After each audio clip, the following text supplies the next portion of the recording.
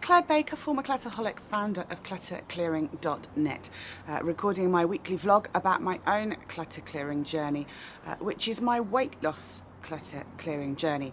Hope you had a good Easter. It's a lovely day here in Banbury. Typical, isn't it? The last couple of days have been pretty dark, dank, miserable, and not wet, but you know, not inspiring days. Today, back to work. The sun is out in full force. So long weekend. How's your week been? Do let me know. Needing some inspiration. Looking back, as I was thinking about it this morning, this week has been a full-on week for me in terms of my weight. Now, I don't know how I got on this week. Is the answer I'm going to give as to how my weight loss went this week. Reason being, last week, as you may remember, I stayed the same, and I was feeling deflated, I think is probably the best way to put it. And I thought, okay, kind of need to motivate, focus, not focus, because I think I'm fairly focused, but almost refocused, narrow down. Because these last few mountains on my clutter clearing journey are definitely the tough ones. It is strange that, 7 stone weight loss, 98 pounds, and now it's getting really tough. Very, very similar to our physical clutter in our home. We kind of not even cruise along. It's tough at the beginning, then we think we've got it nailed, and then it gets tough again because those mountains get higher and the gremlins are almost trying to fight back. Our old habits are trying to kick in. That final resistance to letting go. So what I decided to, I went along to my counselling last week, said that I felt a bit deflated and frustrated, especially given that I'd done the swimathon and I'd done a day of cycling, done plenty of exercise, and I stayed the same. And so Marisa, my counsellor, asked me about, I knew that my carbs were up anyway, but she said, stress affects our ability to lose weight. Interesting, because stress affects our ability, and anxiety and depression affects our ability to clear our physical clutter in our home. And I said to her what she's taught me in terms of I can feel my body changing shape, but it's just frustrating not to see it in numbers on the scales. This, incidentally, is a dress that I have had for years. It's a good make. It's a country casual shirt dress. This is the first time I am wearing it ever. It was something that I bought when I couldn't fit into it, and now I can fit into it, which again is a lovely feeling. Something in my wardrobe that actually fits properly. So it got me thinking in terms of, I know that my body is changing even if my weight isn't changing. So I decided to upgrade my scales.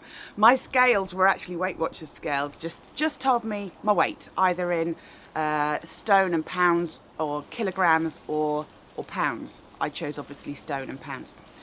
And I know for my numbers, for what my eating level should be for calories and fat and protein and carbs, I need to know what my percentage body fat is. And when we re-looked at my numbers at the beginning of the year, Marisa asked if I'd got the scales that tell you what your body fat content is, and I said no, because like I say, I had the really simple ones that literally just told me what my weight was. So went on the internet, went on Amazon, and ordered a set of scales that tell you not just your weight, they tell you your BMI, your body fat percentage, for your height and your weight, your recommended calorie intake per day. Not that I need that. And the visceral fat and the skeletal fat. I think those are the main ones. And because I like graphs, I like tracking progress, I thought, you know what? Each week I can record not just my weight now, I can record how my body fat composition is going on, is changing, as well as my weight. So although I may not have lost weight, I may have lost fat. Make sense? That whole thing of when you exercise, fat's heavier than muscle. So yeah, so it'll be really interesting to see how I get on with that. Recording more numbers each week, putting them into my spreadsheet, seeing how the graph changes. Now, I first got on these scales. You have to plug in your age and your height and what sex you are for it to be able to do the numbers. And I fully appreciate it's not as accurate, if you like, as if you were going to a nutritionist or you know, having serious experiments done on you, or tests, I should say. It's not experiments. But you know what? It's a guide, isn't it? And what's really interesting is even just between Saturday, the scales arrived on Friday, did my usual weekly weigh-in on a Saturday, my midweek weigh-in. So I got my first reading. You have to hold your hands out at 90 degrees with this bar thing in order... Don't know how it works. Very clever. Then I got on the scales again this morning, and I had lost 0.2 of a pound, which is nothing. But the body fat composition had changed. It had gone down. So I suppose what I'm doing is, by having more measurements being taken each week than just my weight, there's a higher probability of one of the numbers going down. And just seeing one of the numbers go down will help with the motivation. So yeah, we'll see how that goes. So, of course, when I stood on the scales, they weren't the same, it didn't record the same weight as my old Weight Watchers scales. So I did get on my old Weight Watchers scales before I let them go to the great scales in the sky. And my new scales were about £2 different. So my scales show that I am heavier this week compared to last week, but I think it's because of the crossover, the change of scales that I'm using. So it's almost a bit of a week one. This is my before, my starting weight and other measurements, and so next week will be the first true reading with these new scales as to what's going on with the weight, but also with the BMI. Well, the BMI won't change quickly. The visceral fat, the skeletal fat, the calories, and something else. So yeah, so quite looking forward to this. I think it would just help me with the motivation, because I am the numbers help me as well as the look and the clothes. So yeah. I hope that all makes sense. Yeah, so what else has happened this week? I have bought some size 14 tops. Tops. And yesterday I bought some size 14 pyjamas and wore them last night, and they fit really, really nicely. So again, that feels good.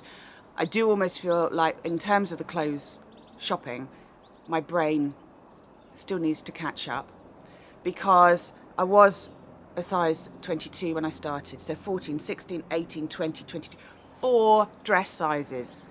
Yeah, that's quite a lot. And I think I'm a little bit scared almost of buying size 14, because you know, once a clutterholic, always a clutterholic. So that temptation to go out and buy loads of clothes will always be there. You know, clutterholics, we have a challenge with accumulation. We like buying stuff, accumulating stuff. We like impulse buying. So yesterday we went out for the day. It was my husband's birthday on Sunday, Easter Sunday. So we went out to the shops yesterday afternoon because he wanted to buy some shirts. And I literally had to write a list that said PJs, pyjamas. and we needed 2 bed sheets.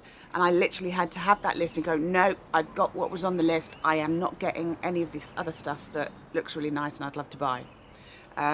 So the list, I think, is important when you're a clutterholic, and sticking to it, of course. Thank you. I've had some lovely comments on YouTube. I should have printed them off actually to share them. But thank you for those of you who have left comments. Off the top of my head, Brenda's left a lovely comment reminding me to essentially be kind to myself and remind myself of how far I've come, which I am. The pleasure, yes. In terms of my motivation, the pleasure of getting out in the garden is great now. It's Tuesday. Tuesday's the only evening I don't have things planned. Tuesday evening, if you like, is my gardening evening. My potatoes are starting to sprout above the soil. My strawberry plants in hanging baskets are starting to flower. My sunflower seeds, I need to bring them out actually. My cauliflower, my broccoli, it's loving it. So again, that just helps lift the mood after the winter. Yeah, and I haven't actually been to the gym this week. What was happening last week? Last Wednesday I wasn't feeling great, PMT, and Friday had mother-in-law. And it's interesting because last week Marissa was asking me about my stress levels, because it's almost impossible to lose weight when you are stressed. And basically over the weekend the stress levels did go up. Mother-in-law was here for Easter and her son's birthday. We had things planned. We were supposed to be going kayaking on Thursday, not with my mother-in-law. She's 79, nearly 80. She was just going to watch. Can't imagine her in a kayak. That would have been funny. And it kind of went to pot, just because of some legal stuff that's been going on. And it all had to be sorted out. So me, being Miss Paperwork, helped her sort that out, because she had an appointment today that it all had to be got done for. I'm glad she was with us actually, because if she hadn't come up to see us, then it wouldn't have got sorted out. We did go out for cream tea on Saturday. We took her out into the Cotswolds, which is literally on our doorstep. And the intention was to go and have a cream tea in a place that we know, in a beautiful village called Winchcombe. The cream tea place that we had planned to go to, that Keith, my husband, and I have been to several times, was closed. So we went on the hunt for another cream tea place. We found one. I had one scone with cream and jam, and of course a cup of tea. And then somebody suggested another one that was in an antique shop, and so we went there as well. And my husband and husband and his mother had a tea cake, and I had another scone. But it was only one scone, so a normal cream tea would be 2 scones. So really, I just had 1 scone in each tea place. I am so trying to convince myself that it was okay, aren't I? I enjoyed it. It was the PMT munchies that obviously didn't help. My willpower was low. But then on Sunday, when dealing with this paperwork got quite mentally and emotionally heavy, plus the PMT, it was a perfect storm, I think. So Sunday, and because then it also continued yesterday with the mental and emotional heavy stuff, yeah, so I think there was definite comfort eating going on there. And although yesterday, really proud, it wasn't carbs. Carbs were Saturday and Sunday, not yesterday. Yesterday was just calories, but eating the stuff that I can/do eat. So yeah, so again, if you like, it's feedback, learning, awareness. I was aware that I was doing it, but I suppose at the time, yesterday and Sunday, the priority was definitely getting my mother-in-law sorted out, and helping her reduce her anxiety. But today I am feeling mentally exhausted.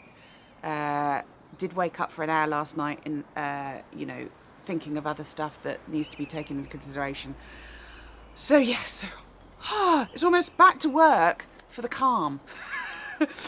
So yes, Easter plans went completely out the window, but I have no problem with that because looking after mother-in-law is the priority. She's as mad as a box of frogs, but love her to pieces, and obviously don't want her to be taken advantage of or come to any harm. So I no problems in doing what we did, but it definitely yesterday, last night, when my mother-in-law had left and my son had gone with my husband had gone with her for her appointment today, I felt exhausted, and I ate a whole bar of brie cheese. Brie cheese is really good for me to snack on. Have to snack on cheese. So yeah. So like I say, it's a week of change. It's been a week of stress. It's been a week of PMT with the munchies, but this is going to be a good week. And actually, what I want to do to kind of offset any damage I might have done over the Easter weekend, I'm essentially between now today, Tuesday, Wednesday, Thursday, Friday, I'm going to have 4 fast days. Normally I would fast on a Monday, Wednesday, Friday. Didn't fast yesterday, so I would just have 4 consecutive fast days, just to offset what happened this weekend. Yeah. Onwards and upwards. It's another week, it's another day, it's lovely and sunny, and all will be okay. Let me know how you've got on. Have a really good week. Enjoy the weather if it's good where you are. And I'll see you same time, same place next week. Thanks for watching, thanks for listening, and thanks for sharing. Take care. Bye-bye.